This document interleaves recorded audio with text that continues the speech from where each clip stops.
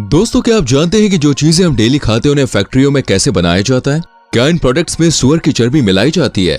क्या इन प्रोडक्ट्स को नेचुरली तौर पर पेड़ से तोड़कर लाया जाता है, या फिर इन प्रोडक्ट्स की नींव भी मशीन के जरिए ही रखी जाती है?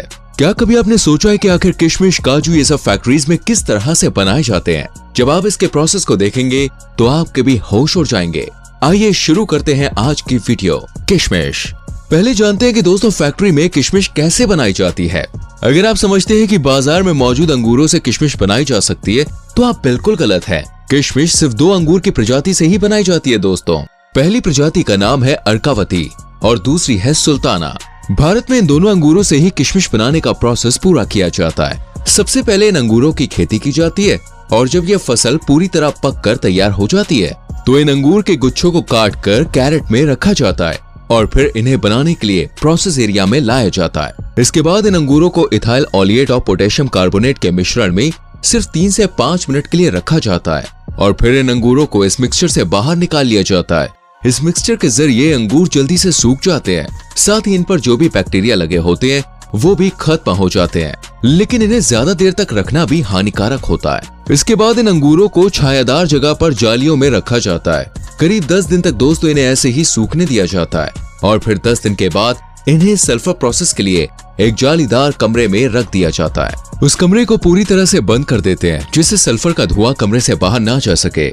इस प्रोसेस के लिए कमरे में छोटे छोटे गड्ढे किए जाते हैं और उन गड्ढों पर भूसा डालकर सल्फर का पाउडर रख दिया जाता है और इन सबके ऊपर जलता हुआ कोयला रख देते हैं, जिससे रात भर सल्फर का धुआं अंगूरों पर लगता रहता है और अंगूर खूब अच्छी तरह से मुरझा जाते हैं। इसके बाद दोस्तों इन अंगूरों को खोलकर रख दिया जाता है जिससे ये 4-5 दिन के अंदर पूरी तरह से किशमिश बन जाते हैं और फिर किशमिश को कैरेट में भरकर इनकी अच्छे से सफाई की जाती है।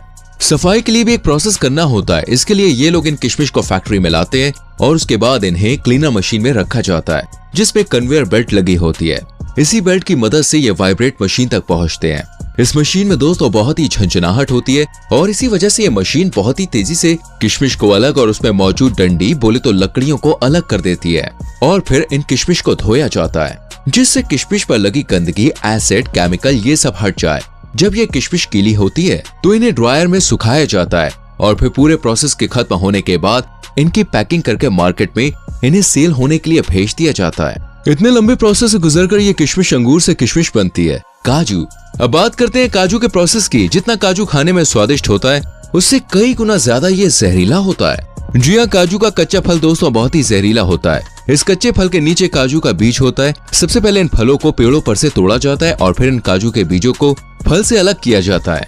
इसके बाद इन्हें धूप में सुखाया जाता है। ये बीज दोस्तों बहुत ही जहरीले होते हैं, इसलिए इन्हें बहुत ही तेज भाप में बॉयल करते हैं जिससे इनके अंदर मौजूद जहर निकल जाए। ये केमिकल स्किन के लिए बहुत ही ज्यादा खतरनाक होता है, इसलिए इसे निकालना बहुत ही जरूरी होता है। काजू के ऊपर का पार्ट बहुत ही सख्त होता है जिसे मशीन के जरिए हटा दिया जाता है, लेकिन इस पार्ट के बाद भी दोस्तों एक और पार्ट मौजूद होता है। काजू के ऊपर एक अलग सी परत चढ़ी होती है। इस परत को हटाने से पहले काजू को रोस्ट किया जाता है। काजू को इसलिए पकाया जाता है जिससे काजू पर मौजूद चिपचिपापन हट जाता है। इसके बाद इसके पतले छिलके को हटाकर काजू को साफ करके पैक कर दिया जाता है और फिर ये मार्केट में बिकने के लिए पूरी तरह से तैयार हो जाते हैं। सप्लीमेंट। आज के समय में हर कोई बेहतर शरीर के लिए सप्लीमेंट लेता है जिससे उनका शरीर कुछ ही समय में भारी भरकम और तंदुरुस्त दिखने लगता है। लेकिन क्या कभी आपने सोचा है कि आखिर इस सप्लीमेंट को फैक्ट्री में कैसे बनाया जाता है? इसमें क्या क्या चीजें मिलाई जाती हैं? अगर नहीं तो चलिए आज हम आपको इसका पूरा प्रोसेस दिखाते हैं। ज्यादातर सप्लीमेंट्स में दोस्तों मुर्गे की हड्डियों का इस्तेमाल किया जाता है और इनका चूरा बनाकर सप्लीमेंट्स में मिला दिया जाता है, लेकिन वे प्रोटीन बहुत ही शुद्ध तरीके से बनाया जाता है। इसमें मुर्गे की हड्डियों का इस्तेमाल नहीं किया जाता। वे प्रोटीन में शुद्ध गाय के दूध का इस्तेमाल किया जाता है। इस दूध को पहले तो इकट्ठा करके टैंक में लेकर आते हैं, जिसके बाद फैक्ट्री में इस दूध के अंदर एंजाइम्स मिलाते हैं जिससे लिक्विड और दही जो है वो अलग अलग हो जाता है। आगे प्रोसेस के लिए इस लिक्विड को ही यूज किया जाता है। इस लिक्विड को मशीन में 145 डिग्री सेल्सियस पर गर्म किया जाता है और फिर तुरंत ही इसको 4 से 5 डिग्री पर ठंडा भी कर लिया जाता है। इस प्रोसेस को करने के लिए दोस्तों लिक्विड में जितने भी बैक्टीरिया मौजूद होते हैं वो खत्म हो जाते हैं और ये पूरा प्रोसेस पेस्चराइजेशन कहलाता है। इसके बाद इसको माइक्रोफिल्ट्रेशन और आयन एक्सचेंज की सहायता से लिक्विड में मौजूद फैट और लैक्टोज को इससे अलग कर दिया जाता है। अब जितना भी लिक्विड बचा है वो सब दोस्तों वे प्रोटीन है, लेकिन ये अभी लिक्विड फॉर्म में है। इसे सूखा पाउडर बनाने के लिए एक मशीन में डाला जाता है इस मशीन में ठंडी और गर्म दोनों तरह की भाप होती है, जिससे इस लिक्विड का पानी सूख जाता है और फिर हमें मिलता है अपना 90% वे आइसोलेट प्रोटीन। इसके बाद इसकी अच्छे से जांच की जाती है और फिर इसमें फ्लेवर्स ऐड किए जाते हैं। इस वे प्रोटीन को डिब्बों में पैक करके जो भी कंपनी ने खरीदती है वो अपनी कंपनी का इस पर टैग लगाकर मार्केट में बेच देती है। इस तरह वे प्रोटीन पाउडर तैयार किया जाता है। नूडल्स। अब आपको दिखाते हैं नूडल्स बनाने का तरीका, जिसे देखकर दोस्तों आप पूरी तरह से अपने होश और आवाज खो देंगे। वैसे तो बहुत से लोग नूडल्स को खाना बेहद पसंद करते हैं, लेकिन जितना यह हमारा स्वाद में जायका बढ़ाता है उससे कई गुना ज्यादा यह हमारे शरीर को नुकसान पहुंचाता है, क्योंकि इसके अंदर MSG नाम के इंग्रेडिएंट्स मिलाए जाते हैं, जिसमें दोस्तों सुअर की चर्बी शामिल होती है। सुअर की चर्बी की जगह ये लोग इसमें मक्का, स्टार्च और गन्ना भी मिला सकते हैं, जिससे स्वाद में कोई भी फर्क देखने को नहीं मिलेगा। लेकिन ये लोग ये चीज इस्तेमाल नहीं करते, क्योंकि सुअर की चर्बी की तुलना में ये तीनों चीजें काफी महंगी पड़ती है, इसलिए नूडल्स में सुअर की चर्बी का ही इस्तेमाल किया जाता है। MSG से बहुत सी परेशानियां देखने को मिलती हैं, जैसे सर दर्द, चक्कर आना, जी मिचलाना। ऐसी ही और भी समस्याएं हमारे शरीर में घर बना लेती हैं। इन नूडल्स को फैक्ट्री में बनाने के लिए सबसे पहले आटा, मैदा, मसाले, केमिकल्स, MSG पाउडर और सही मात्रा में पानी मिलाया जाता है और फिर इसे मशीन के जरिए अच्छी तरह से मिक्स कर लेते हैं। इसके बाद इस आटे को दोस्तों मशीन से गुजारा जाता है। इनमें बहुत सारे रोलर्स होते हैं जिनमें पतली सी लेयर लगी होती है।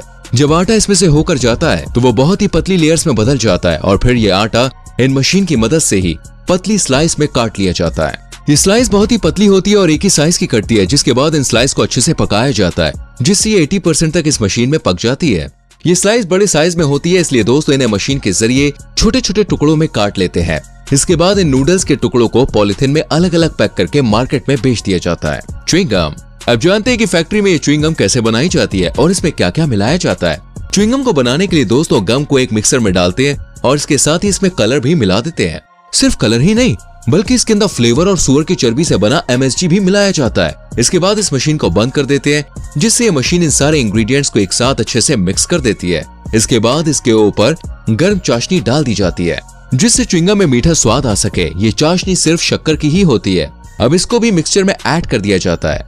फिर इस प्रोसेस को आगे बढ़ाते हैं और फिर च्युइंगम को एक मशीन में डालकर इसको शेप दिया जाता है। जब च्युइंगम को शेप दे दिया जाता है तो फिर इन च्युइंगम को रैपर में पैक कर देते हैं और इस तरह ये च्युइंगम मार्केट में बेची जाती है। चॉकलेट। वैसे दोस्तों हर किसी को चॉकलेट खाना तो बहुत पसंद होता है, क्योंकि इस चॉकलेट का टेस्ट बहुत ही लाजवाब होता है। चॉकलेट बनाने के लिए दोस्तों कोको का इस्तेमाल किया जाता है। इसको पेड़ से तोड़कर फैक्ट्री में लाया जाता है। इसके अंदर बीज होते हैं, जिन्हें तोड़कर बीज बाहर निकाल लिए जाते हैं। इसके बाद इन बीजों को कुछ समय तक धूप में सुखाया जाता है और जब ये अच्छी तरह से सूख जाते हैं तो फिर इन्हें मशीन में डालकर रोस्ट किया जाता है। रोस्ट करने से इनका फ्लेवर बढ़ जाता है। इसके बाद इन बीजों को मशीन में अच्छी तरह से पीस लेते हैं, जिससे इनका पाउडर बन जाता है। जब ये पाउडर बनकर तैयार हो जाता है तो इन्हें चॉकलेट चिप्स का शेप दे दिया जाता है।